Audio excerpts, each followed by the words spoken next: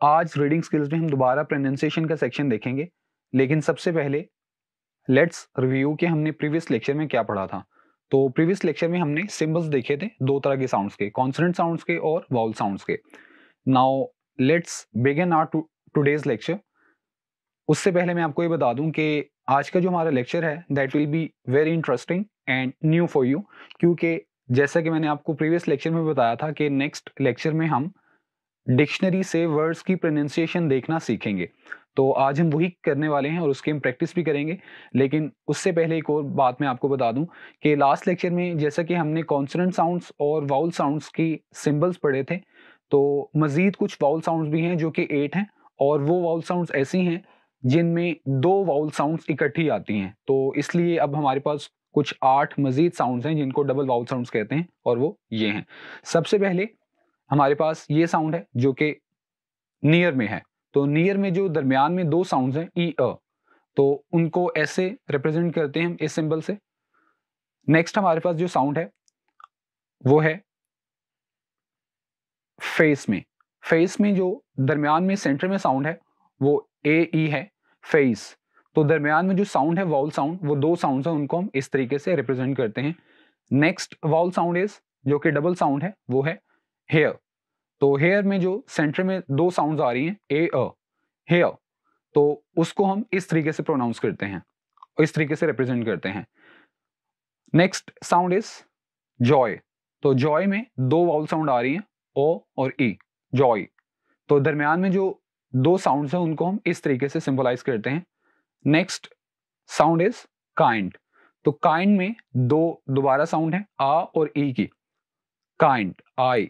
तो दरमियान में काइंड के दरमियान में जो 2 वाउल साउंड्स हैं आ ई की, उसको हम इन 2 सिंबल से रिप्रेजेंट करेंगे। Next double vowel sound is mouth.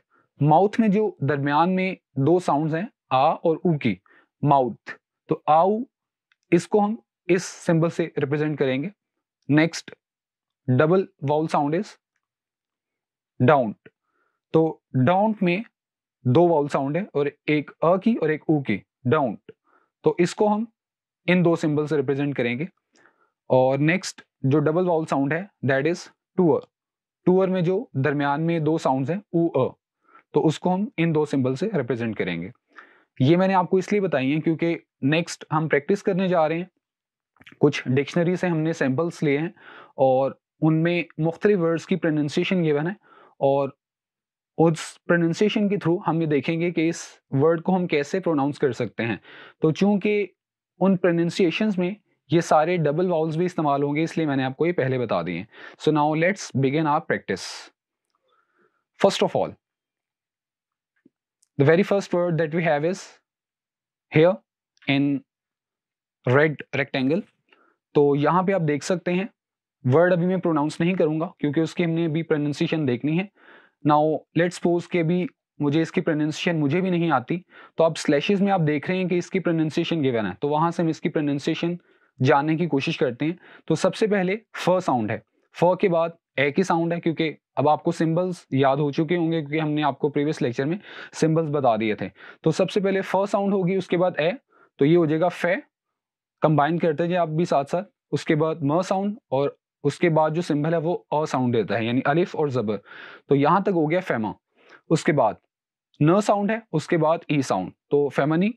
और उसके बाद ज साउंड, उसके बाद दोबारा अ, और उसके बाद म साउंड, तो it will become feminism, feminism. So this is how you can know the pronunciation of a word from the dictionary. Next example, इसी में से उसको उसको भी मैं प्रोनाउंस नहीं करूंगा और उसकी जो प्रोनाउंसिएशन है उसको भी मालूम करने की कोशिश करते हैं। तो कुछ ये सेम रहेगी पहले वर्ड की तरह, तो ये हो जाएगी फेमनिस। अब उसके बाद ट साउंड है, उसके बाद ई साउंड है, और उसके बाद क, तो लास्ट जो पार्ट हो जाएगा वो हो जाएगा टेक, तो it will become feministic, feministic. Next example is this in red rectangular, और इसमें भी, इसमें ब्रैकेट में प्रोनाउंसिएशन गिवन है। तो इसमें जो फर्स्ट साउंड है वो क की साउंड है, काफ की आवाज है। उसके बाद जो सिंबल है वो अ साउंड को शो करता है। तो अब यहां तक हो गया क। उसके बाद न साउंड है, उसके बाद जो सिंबल है वो ओ की साउंड देता है, जैसे कि हमने हॉट में पढ़ा था। हॉट में जो दरमियान में ओ की साउंड है वो ये सिंबल शो करता है। उसके बाद दोबारा न की साउंड है, तो यहाँ तक हो गया कनॉन। उसके बाद आगे शॉर्ट आई की साउंड है जो कि ई है। उसके बाद क की साउंड, तो यहाँ तक हो गया कनॉनिक। उसके बाद आगे दोबारा की साउंड, दोबारा अ की साउंड है, उसके बाद ल की साउंड, तो it will become canonical, canonical. Next example is this. So इसकी प्रोनाउंसिएशन ऐसे है, सबसे पहले प साउंड है, उसके बाद अ साउंड यानी अलिफ और जबर, तो इन दोनों को अगर हम कंबाइन करें तो ये बन जाएगा प। उसके बाद ट की साउंड और उसके बाद शॉर्ट आई की साउंड, तो ये हो जाएगा पटी। उसके बाद क साउंड, उसके बाद जो आगे जो कि जे की तरह सिंबल लग रहा है, इसकी हमने साउंड पढ़ी थी य, मतलब ये साउंड का सिंबल है। तो आगे है शॉर्ट यू की साउंड, तो यहां तक हो गया पटी क्यू। उसके बाद ल साउंड है, उसके बाद दोबारा अ, तो ये हो जाएगा पर्टिकुलर। अब आगे एक और चीज मैं आपको बता दूं, आप ये सोच रहे होंगे कि आगे र साउंड नहीं गिवन, हालांकि जो वर्ड है उसमें एंड पर आर है। तो दो तरह की प्रोनाउंसिएशन होती हैं नॉर्मली जो बोली जाती हैं, एक ब्रिटिश प्रोनाउंसिएशन होती है जो कि इंग्लैंड की प्रोनाउंसिएशन है, और दूसरी अमेरिकन प्रोनाउंसिएशन है जो कि अमेरिकन बोलते हैं। तो जो ब्रिटिश प्रोनाउंसिएशन है उसमें अगर किसी वर्ड में आर से पहले कोई वाउ लेटर आ जाए, अगर किसी वर्ड में आर से पहले कोई वाउ लेटर आ जाए तो वहां पर आर को साइलेंट कर दिया जाता है। तो यहाँ पर इसलिए आर की प्रोनाउंसिएशन जो कि र है वो नहीं लिखी हुई, क्योंकि ब्रिटिश प्रोनाउंसिएशन है। अगर ये अमेरिकन होती तो वहां पर आर को प्रोनाउंस किया जाना था, तो अमेरिकन में ये हो जाना था पर्टिकुलर। आर साउंड प्रोमिनेंट होनी थी, र साउंड। लेकिन ये चूंकि ब्रिटिश है इसलिए यहाँ पर र साउंड नहीं लिखी गई, तो ये हो जाएगा particular. Next example is this. तो इसको हम कैसे प्रोनाउंस कर सकते हैं, सबसे पहले ई के साउंड है, उसके बाद क के साउंड, तो इन दोनों को अगर हम कंबाइन करें तो ये बन जाएगा इक। उसके बाद नेक्स्ट साउंड इज स। उसके बाद ए की साउंड है, जैसे बेट में होती है, बेट में जो दरमियान में साउंड है वो है, तो यहां तक हो गया इक्स है।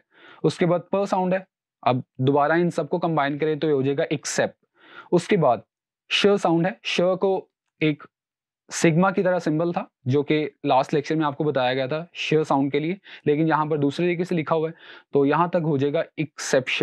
उसके बाद अ साउंड है और इसके बाद न साउंड है, तो एंड वाला पार्ट हो जाएगा शन, तो now it will become exception. Next example is very common, लेकिन इसको भी थोड़ा सा गलत प्रोनाउंस करते हैं, तो इसकी प्रोनाउंसिएशन भी दोबारा देखते हैं। वह साउंड है जो कि थोड़ी सी हार्ड साउंड होती है वाव की, व। उसके बाद दोबारा आगे शॉर्ट अलिफ जबर की साउंड व। उसके बाद क साउंड, आगे जो साउंड है वो वही साउंड है जो कि कैट में थी, कैट में दरमियान में ए, तो यहां तक हो गया व कै। उसके बाद ब साउंड है व कैब, तो यहां तक हो गया व कैब। उसके बाद आगे ये साउंड है, उसके बाद आगे अ साउंड व कैब्य। उसके बाद ल और दोबारा अ और उसके बाद र और उसके बाद ई की साउंड, तो यहां तक हो गया लरी। तो अगर हम इन सब साउंड्स को कंबाइन करें तो इट विल बिकम वोकेबुलरी।